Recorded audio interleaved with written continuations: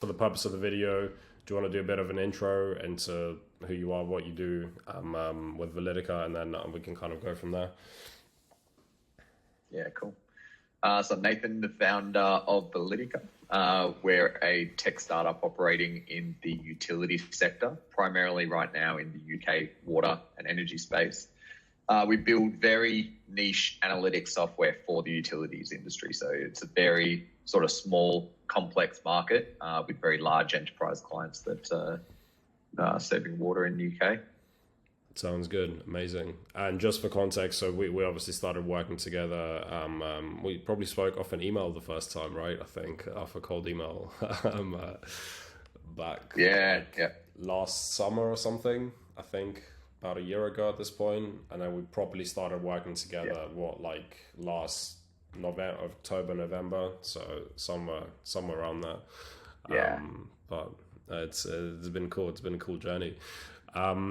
I guess, so just for the purposes of just walking through this, let's go through a couple of things on kind of what your position was at the start, when you kind of, before you started working with us, what was the reasoning behind working with us, et cetera, et cetera. So obviously what we've been able to help with is kind of taking off your shoulders a lot of the sales side and outreach side, and also building not only doing the outreach, but also building the actual system that can deliver a consistent kind of flow of leads, appointments, pipeline, etc., and hopefully keep growing that over the next, couple of months.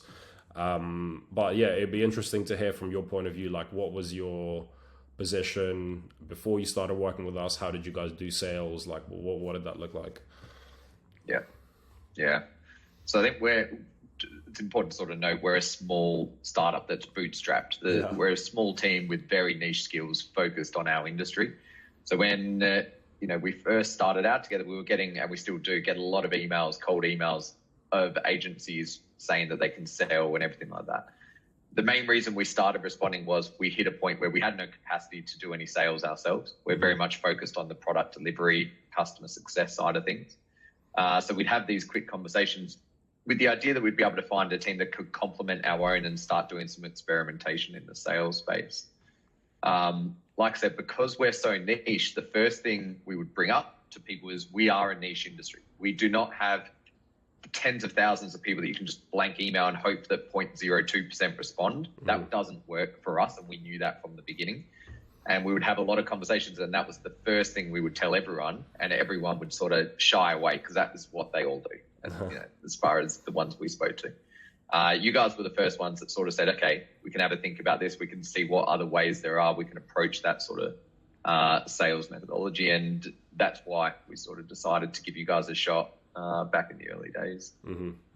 Understood. Awesome. Yeah, no, I remember we spoke. You were like, well, we've only got like 30 companies we can sell to. I was like, we could see how that goes. Exactly. Yeah, because no, I do feel you. It's not easy a lot of the time. A lot of people kind of just put something together, like you say, spray and pray with emails, and 0.3% or whatever will reply, and then that's your 30 meetings. But I think while that does work with people, I think it's a good approach for sometimes. A lot of the time, it's nice to see that with a niche market, it can also work well. We've actually and just for context, we've taken a lot of the learnings like we've had with you and switched it over to other clients as well. For example, nice clients that we have a more larger audience and got sequencing going on. They've wanted a specific targeting, and we've been able to do an ABM process for you guys for that specific thing for them as well. So it's a lot of learning on our end as well. Good to see. Yeah, great. Definitely a good market for that. Yeah, awesome. So I mean, and just in terms of kind of, you touched on this briefly, you were a small team, bootstrapped, everything. You didn't necessarily have capacity for sales. Was that kind of the main thing of why you wanted to hire basically external help in the form of an agency or a consultancy like us to do this for that? Yeah, I think there was sort of three key reasons. There was the capacity, there's the experience. None of us right now have a background in sales. It's just not where we come from.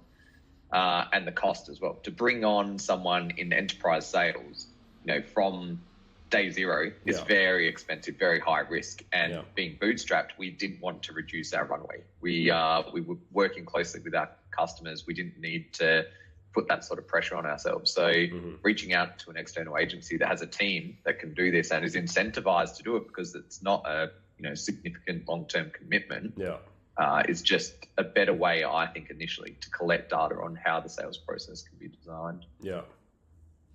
100%. Like a lot of the time, I mean, we say this to clients even now. It's like, well, yes, you can go and hire a head of sales or a chief revenue officer for 6 figures upwards a year in salary, right? And they will build you a good sales process, but their job isn't to execute that sales process. Their job is not to do outreach. So more often than not, you'll probably end up have to hire sales staff as well to do that. And the other way around, right? If you hire salespeople, their job is not to build you a system, it's to execute it. So you still have to hire a head of sales. So, understood. Yeah. That's a really good point, actually. That was one of the other factors why we chose yourselves, because there were a lot of people that we had reached out to and spoken to that said they would build the process, but they weren't going to execute it. Right. And again, that didn't solve all of the problems we were looking to address at the start. We needed someone who was going to build and execute and iterate. That's the, as a tech company, they're the 3 key things for us. 100%. No, I think like that's super important, because you then can, we can, for example, let a client get both of those things in the price of less than one, let's say sales rep or whatever. So, and with the commitment, which is obviously monthly rather than having someone for a whole year that you would have to hire. Yeah, understood. Perfect. I mean, and just kind of to touch more specifically on our stuff that we've been looking to do. So just regarding, obviously, you mentioned you've got a pretty small market in the, utility space, water specifically in the UK. What kind of like targets, goals did you have when you started, let's say, when we started working together, do you think? Yeah, I think, again, because the customer base is so small, we didn't have huge targets in numbers of leads coming through. We never expected that. It's just not the way our industry operates. For us, what was really important was starting to build the process and get some metrics around that process that indicated we were heading in the right direction, getting people to respond to us. We're confident in our product, but we need to make sure we know how to find the right people, how to contact the right people, and that they are open to talk about and purchase our product. So that was sort of the key goal in both sides of the industry, as far as retail and wholesale. We'd operated in the retail sides for a while. We hadn't operated at all in the wholesale side, so we were making assumptions. And we wanted to validate that the product would be fit for purpose on that side as well. Understood. So it was a lot of like, actually, yes, doing the outreach, but also like, and we've talked about this a lot. So just for the purpose of repeating this for people that don't know, just obviously getting the data from what's going to work and what isn't. Because like you said, if you're guessing about a specific new market that you might not have had experience with before, it's always obviously better to test out and iterate. And for a tech company, obviously that's probably the best thing, right? Yeah, exactly. Yeah. Understood. And just to kind of contextualize a little bit, I'll run through really quickly like the process we kind of followed. And obviously when we started working with you guys, when we work with most clients at this stage, we do what's called a 1 month long kind of sales commercial audit, where we will kind of build out what we call the 3 pillars, which are offer, targeting, and copy. Offer is what you say, targeting is who you say it to, copy is how you say it. Obviously, the targeting pillar with you guys was a bit easier to do, because obviously you were very, very helpful as well, and you were helping us to literally provide like, these are the companies, because there's only like 15 of them, wholesale, 15 retailers, let's say, as an example. So that was slightly not as big of a focus, I guess. Here we still help with getting the actual people, but the companies, you were great with us in terms of helping us get those lists. But in terms of really the offer and the positioning, I think what the process we normally like to follow is to have a client and take their software from having it kind of more heavily feature sold into something that will convert their software's features into actual end results for their clients that they're looking to achieve. I think with you guys, we achieved that through kind of talking a little bit about specific cost savings on underbill, overbill, etc. Not going into the details of that too much, obviously, on this, but that's kind of how we started out. We built a sales process, system, I guess, build you a funnel, kind of with all the specific targeting, which messaging gets what targeting and which copy gets what, etc. After that, we got approval from you guys, started out with doing just sequencing on email for a couple of months. That was, I believe that was like the tail end of the year, around November, Christmas time. That obviously didn't go so well. We thought it was initially down to the period of the year it was, obviously holiday, Christmas in the UK, etc. Started that into January, February, still didn't really see what we wanted to see. Then I think we switched over to LinkedIn as well, LinkedIn sequencing, I believe like mid-February or somewhere there. And then that gave us, I think, one or two things, but still not exactly what we wanted. And then after that, we're like, well, okay, well, let's try this ABM approach, where we'll go ahead and target multiple people within the same email and, test out that messaging there. And that slowly started, showing us a bit more traction, and coupled with LinkedIn as well. And now we're mostly focusing on that on email and LinkedIn. It's obviously, as it is for you guys, like in terms of a learning curve, it's exactly the same for us. So it's really nice to see that we're able to, take something from that process into something that works slightly better and get more results that way. I guess, as a result of that, obviously, I know we've set specific targets that we wanted to at the start of this, and where I would say close to getting them, not 100% there yet. But you feel like we're on the right path when it comes to that, or?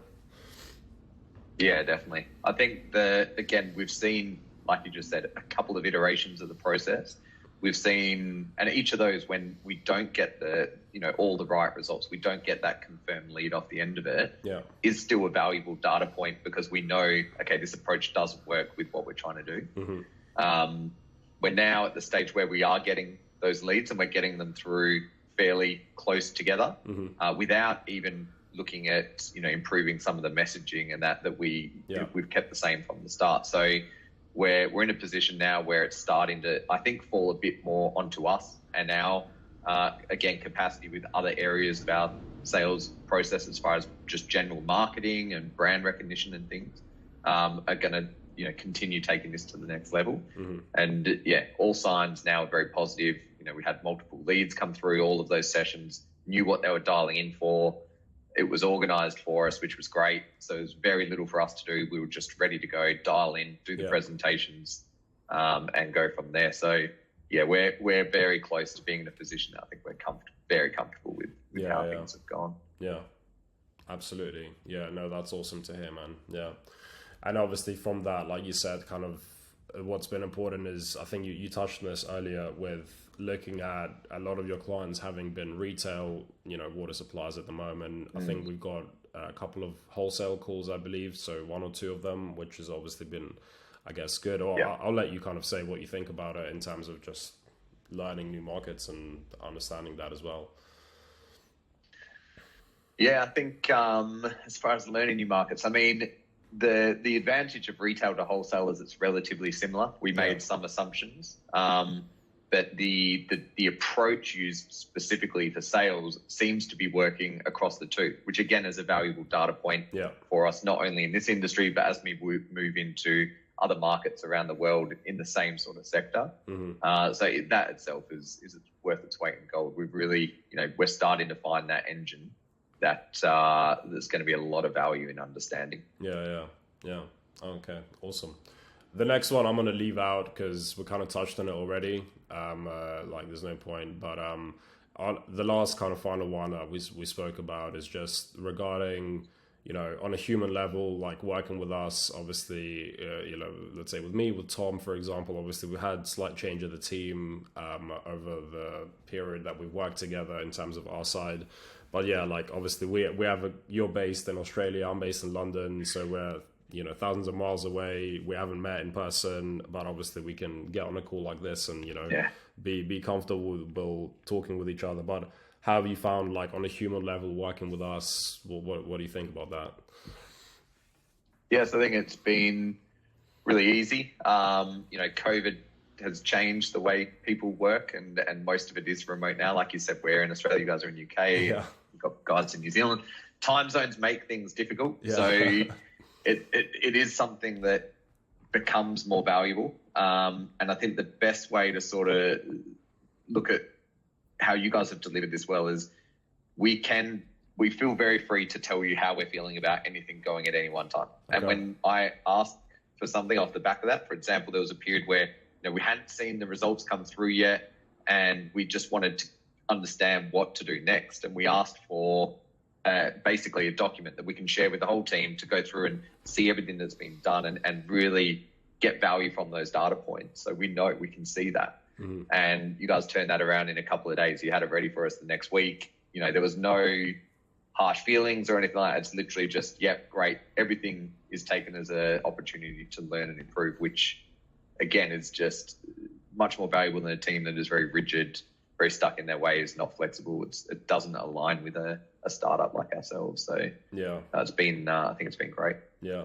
No, that's really appreciated. And I think that's actually one of the points that we clicked on at the start as well, is that yes, we're also a young company. We've been going a couple of years, and I think that just culture of obviously, yes, getting you what we promised we will, but also learning together in the sense of you're learning about your process, we're learning about what's going to work better with certain clients and other clients, and just this whole bouncing stuff off each other is really, really valued on our end. So that's very appreciated, and we'll obviously look to keep getting those results higher and higher, and yeah, man, go from there.